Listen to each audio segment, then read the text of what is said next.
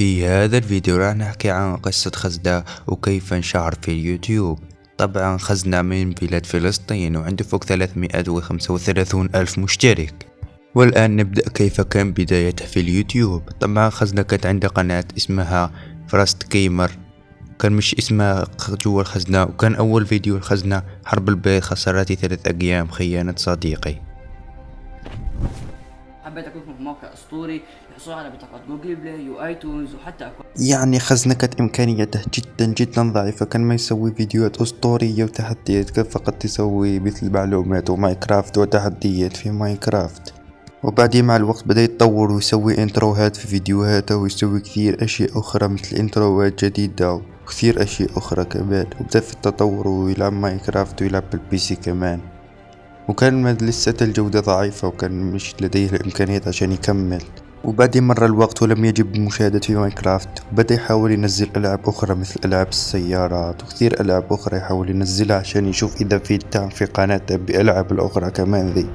بدأ ينزل ألعاب سيارات، فري فاير، أي شيء يخطر على باله عشان يجيب مشاهدات، ولكن للأسف ما كان يجيب كثير مشاهدات في الفيديوهات ذي حقه. 200 مشاهدة كانت أكثر شيء يجيبه. كان يحاول ينزل أي شيء المهم يجيب له مشاهدات، بس ما كان يجيب مشاهدات لأنه في الدعم كان عنده ناقص بشكل مرة كبير. كان يحاول ينزل فلوقات، تحديات، أي شيء حرفيا عشان يجيب مشاهدات. وبعد مدة من الزمن أخيرا ظهر وجهه. تفضل شرحت في ايش هو اليوتيوب اليوم، فلو انت من الناس اللي ما فهمت المقطع. وبعدين فتح قناة اللي نعرفها الآن خزنة، اللي فيها 335 ألف مشترك، 73 فيديو. وبدأ ينضرب الفيديوهات عنده بشكل مش طبيعي عندما فتح القناة ذي. حرفيا فيديوهات ضربت عنده بشكل مش طبيعي، وبدأ يتعرف على كثير يوتيوبر في وقت تلك. وكانت القناة عنده تضرب بشكل مش طبيعي في المشاهدات. كان يسوي فيديوهات أسطورية حرفيا في الفيديوهات، وكان اشي مرة أسطوري عندما كان يلعب مع اليوتيوبر الكبار. وبعدين تغير مونتاجه 180 درجة حرفيا، بدأ يسوي مونتاج اليوتيوبر الكبار حرفيا. كان هذا اشي مرة خرافي حرفيا. وكان أول فيديو للخزنة إنه جمعت كل البلوكات في ماينكرافت وحطيتهم في البيت ذا. عارفين أول فيديو عنده ضرب له بشكل مش طبيعي، كان أسطوري حرفيا. بدأ من الأخير يتعرف على يوتيوبر في وقت تلك، يوتيوبر كبار مثل فليكس وهايبر وكثير يوتيوبر آخرين. وكان الفيديو الثاني بعنوان وجهت لهيروبراين وجه لوجه أو مدري أي شيء، وكان يلعب معه يوتيوبر وهو هايبر. حرفيا الفيديو كان جدا أسطوري ويضحك.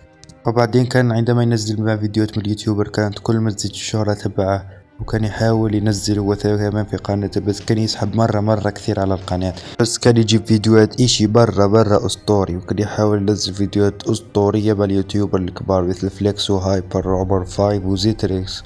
حتى عمر 5 كان يحاول ينزل معه كثير فيديوهات في الفيديو. فيبقى خزنة أفضل يوتيوبر بيضحك حرفيا، والله اشي برا يضحك إذا بيسوي فيديوهات حرفيا بات بالمتعة بدونه.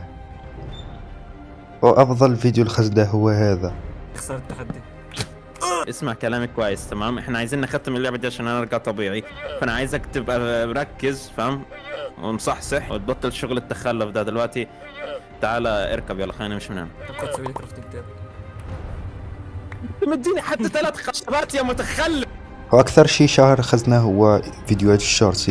فيديوهات الشورتس شهرت خزنة بكثير طرق حرفيا.